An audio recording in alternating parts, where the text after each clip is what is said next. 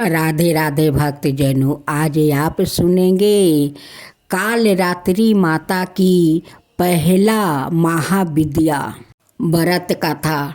माता का कथा सुनने से माँ काल रात्रि आप सभी पर प्रसन्न होगी, सारे मनोकामना पूरा करेगी। भक्तजनों, आज आप सुनेंगे गुप्त नवरात्रि की व्रत कथा। प्रत्यक्ष नवरात्रि जहाँ चैत्र माहे और आश्विन माहे में मनाई जाती है, वही गुप्त नवरात्रि माघ माहे और आषाढ़ माहे में मनाई जाती है। नवरात्रि एक संस्कृत शब्दों है जिसका अर्थ होता है 9 रातों का समय। इन 9 रातों और 10 दिनों के दौरान शक्ति यानी देवी की पूजा की जाती है। गुप्त नवरात्रि के पहला दिन माँ काल रात्रि की पूजा करने के लिए प्रातः काल उठकर स्नान करे और साफ सुथरे वस्तु धारण करे। उसके बाद पूजा ग्रहण को गंगा जल से शुद्ध करे और नियम मंत्रों से माँ काल रात्रि का आह्वान करे। इसके बाद माँ काल रात्रि की पूजा फल फूल धूप दीप जौ अक्षत केले तिल पीली सरसों आदि से करे। पूजा के समय माँ काली चालीसा कवच स्तुति का पाठ और मंत्र जप अवश्य करे। अंत में आरती अर्चना करे, सुख समृद्धि और धन संपत्ति की कामना करे। दिन भर उपवास रखे। शाम में पूजा आरती के पश्चात फलाहार करे। माँ काली की पूजा निशकाल में होती है, अतः रात्रि के समय में माँ की उपासना और मंत्र जप अवश्य करे। पौराणिक कथा के अनुसार एक बार दारुक नाम के राक्षस ने ब्रह्मा जी को प्रसन्न करने के उनसे वरदान प्राप्ति कर देवताओं और ब्राह्मणों को सताना शुरू कर दिया। साथ ही स्वर्गलोक पर कब्जा कर लिया, जिसके बाद सभी देवता अपनी मिनती लेकर भगवान विष्णु और ब्रह्मा जी के पास गया। ब्रह्मा जी ने सभी देवताओं को बताया कि इस दुष्ट का संहार एक स्त्री के द्वारा ही हो सकता है। यह सुनकर सभी देवता भगवान शिव के पास गया और उन्होंने भगवान शिव को पूरी बात बताई। देवताओं की बातों को सुनने के बाद भगवान शिव ने माता पार्वती की ओर देखा। माता पार्वती इस पर मुस्कुराई और अपना एक अंश भगवान शिव में प्रवाहित कर दिया, जिसके बाद भगवान शिव के कंठ से विष से उस अंश ने अपना आकार धारण किया। उसके बाद भगवान शिव ने अपना तीसरा नेत्र खोल दिया। उसके इस नेत्र से विकराल रूप वाली माँ काली उत्पन्न हुई। माँ काली के लालट में तीसरा नेत्र और चंद्र रेखा थी। माँ काली के भयंकर और विशाल रूप को देख देवता सिद्ध लोग भागने लगे। उसके बाद माँ काली का दारुक और उसकी सेना के साथ भयंकर युद्ध हुआ। माँ काली ने सभी का वध कर दिया, लेकिन माँ काली का क्रोध शांत नहीं हुआ और माँ काली के इस क्रोध से संसार भी जलने लगा। यह सब देख भगवान शिव ने एक बालक रूप धारण किया और शमशान में लेट कर रोने लगे। जिसके बाद माँ काली उन्हें देखकर मोहित हो गई। इसके बाद माँ काली ने बालक रूपी भगवान शिव को अपने गले से लगाकर अपना दूध पिलाया, जिसके बाद उनका क्रोध भी शांत हो गया। अब सुने सूरथ राजा की कथा। बहुत पहले की बात है। सूरथ नाम के एक राजा थे जो प्रजा का अपने पुत्रा की तरह पालन करते थे। एक समय सूरत राजा की दुश्मनी कोला विदवंशी नाम के क्षत्रियों से हो गई।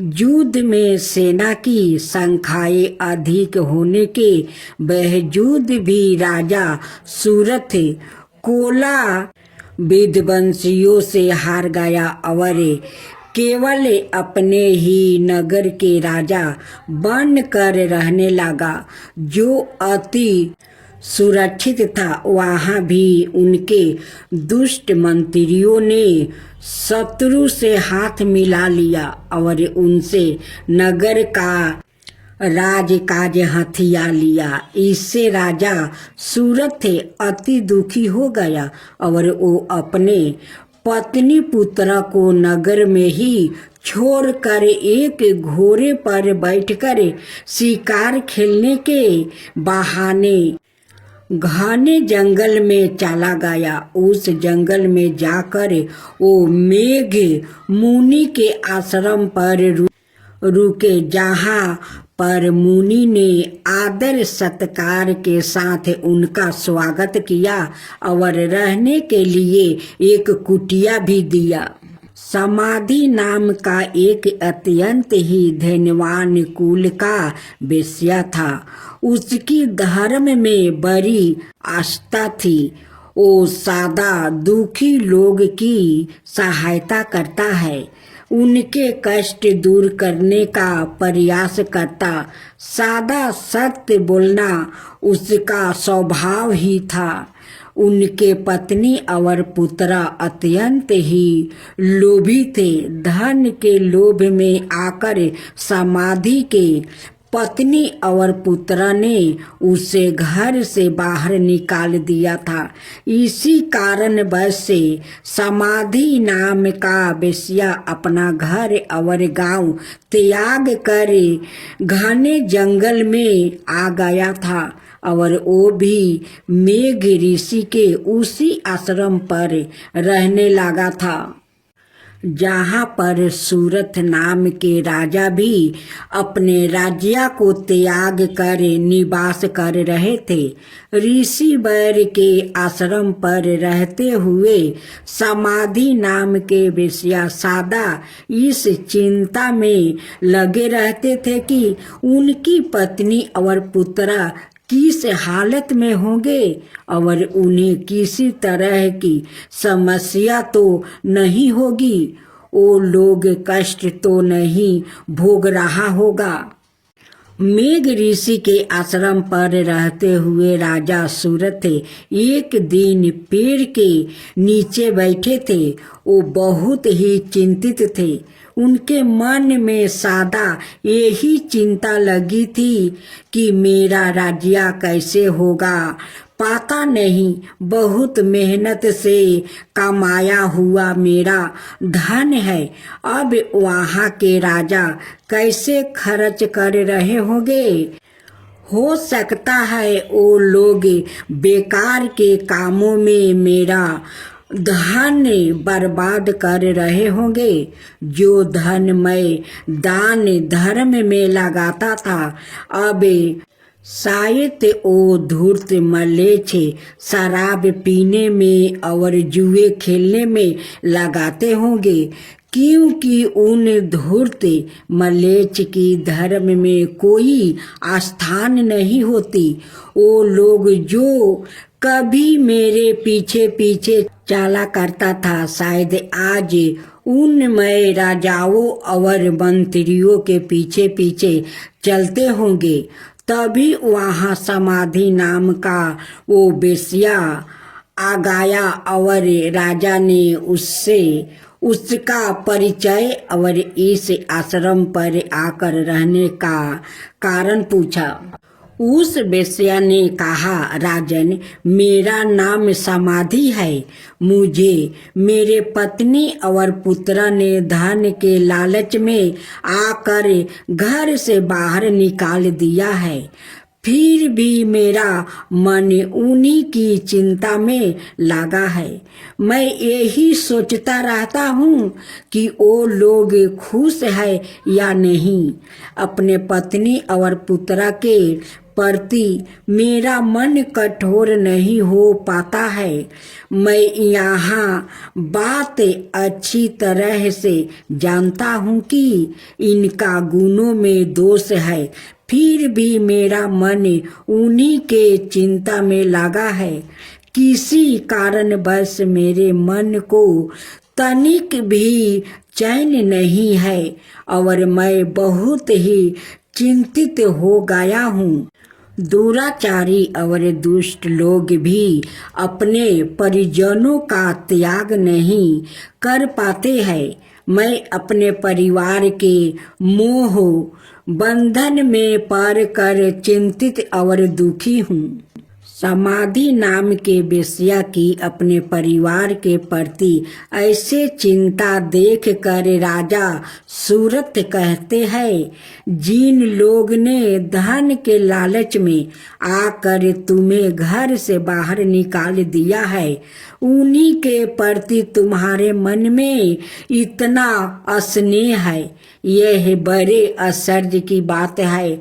मेरी भी यही परिस्थिति है। जो राज्य अब मेरा है ही नहीं, मेरा मन भी सदा उसी के विचार में लगा रहता है।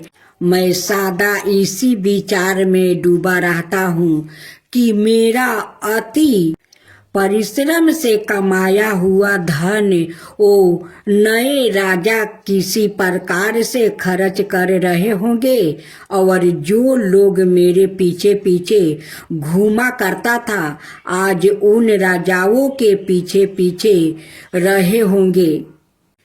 ओ हाथी जिसे मैंने बहुत प्यार से पाल रखा था, पता नहीं उसका ध्यान रखा जा रहा होगा या नहीं। यूं बातचीत करके उन दोनों ने निश्चित किया कि वो सुमेधा मुनि से अपने इस मौका का कारण और दुख निवारण के उपाय पूछेंगे।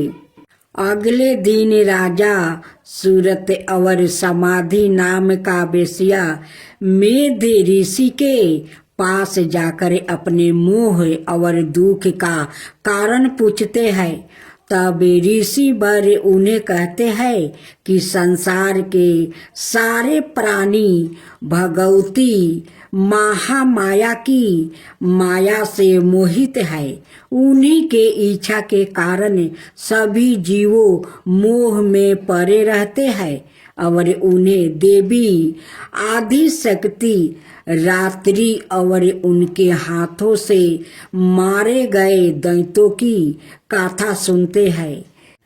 मेधा ऋषि राजा और वेश्या को देवी के प्रसंग में मधु कटवा का वध, महिषासुर का वध, धर्मलोचन का वध, चंड मुंड का वध और शुभ नशुभ के वध की कथा सुनते हैं। देवी की यह सारी कथाएं सुनकर राजा और वेश्या के मन में देवी के प्रति भक्ति जागृत होती है और वो दोनों मेधा ऋषि से देवी की पूजा विधि और नवारण मंत्र जानकर उनकी ज्ञान लेकर जंगल में जाकर भगवती की आराधना आरंभ करते हैं।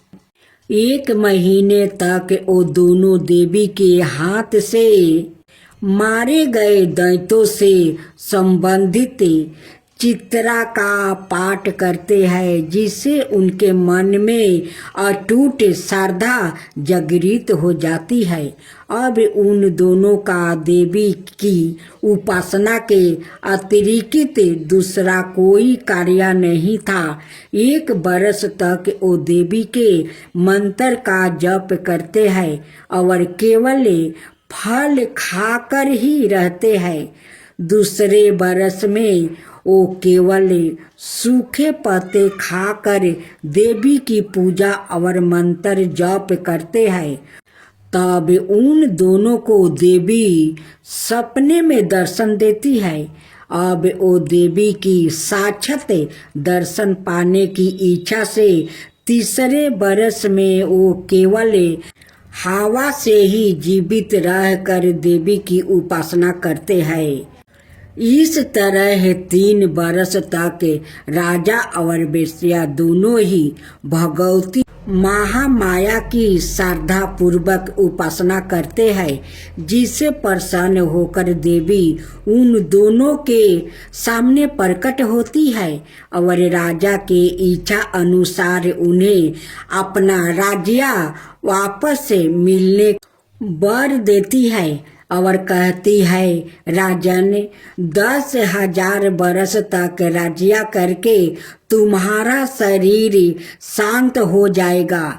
उसके बाद तुम सूर्य के पुत्र बनकर सवरीन नाम के मनु बनेंगे। समाधि नाम के वेश्या को उसकी इच्छा के अनुसार मुक्ति प्रदान करने वाली ज्ञान देती है।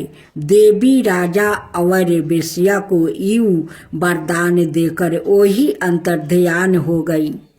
जब राजा देवी से वर पाकर मुनि से आज्ञा लेकर अपने नगर जा ही रहे थे कि उनके वो मंत्री जो पहले शत्रु से हाथ मिला चुके थे आकर राजा के पैरों में गिर जाते हैं।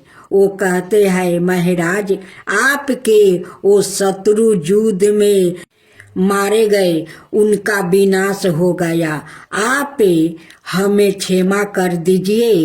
इस तरह राजा को देवी की कृपा से अपना राज्य मिल जाता है और मंत्रियों से उसका पहले जैसा ही संबंध हो जाता है। वेश्या भी अब घर परिवार त्याग कर तीर्थों की यात्रा करता हुआ जीवन व्यतीत करता है। उन तीर्थों में वो वेश्या सादा लोगों को देवी की गाथा सुनाते रहते हैं। संसार में सर्वप्रथम समाधि नाम के वेश्या और सूरत राजा ने ही देवी की उपासना की थी। समाधि और सूरत को देवी की जो गाथा मेद ऋषियों ने सुनाया था वो संसार में दुर्गा सप्तशती के नाम से विख्यात है।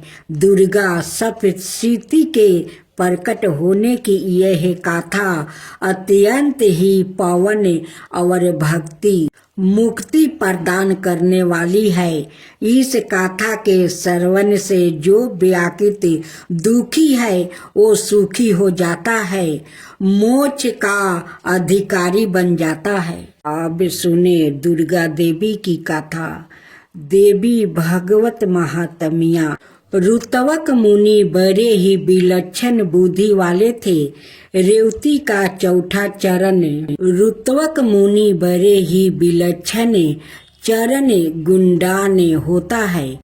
इस काल में जन्म लेने के कारण उनका पुत्र अति दुराचारी बन गया और इस कारण बस रुतवक मुनि को बहुत ही दुख और कष्ट सहने पड़े थे। जब उन्हें इस बात का पता चला कि रेवती के चौथा चरण में उत्पन्न होने के कारण उनका पुत्र दुराचारी हुआ है तो उन्होंने क्रोध में रेवती को निक्षत्र मंगल से गिर जाने का श्राप दे दिया था। बाद में भगवती दुर्गा की आराधना करके अपने सारे दुख और कष्टों से ऋत्विक मुनि मुक्ति पा सके। ऋत्विक मुनि के श्राप के कारण रेवती नक्षत्र का तेज कुमुदगिरी पर गिरा। उस तेज से एक कन्या उत्पन्न हुई। परामुच ऋषि ने बालिका को लेकर उसका नाम रेवती नाम रखा और उस बालिका का पालन पोषण किया। विवाह योग होने पर ऋषि को यह चिंता सताने लगी, इस बालिका के योग वर कौन होगा। तब उन्होंने अग्निदेव से प्रार्थना की कि वो इसके योग वर का नाम बताए।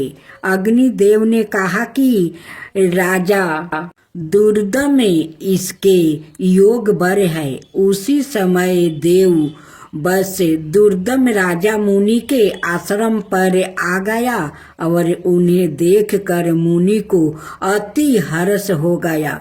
मुनि ने राजा से अपनी कन्या को स्वीकार करने का आग्रह किया।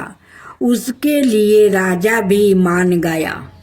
मुनि की पुत्री रेवती ने यह हठ किया कि उनका विवाह रेवती नक्षत्र में ही संभव हो, किंतु मुनि कहा पुत्री रेवती नक्षत्र तो आकाश से गिर गया है, उसमें तुम्हारा विवाह कैसे संभव है।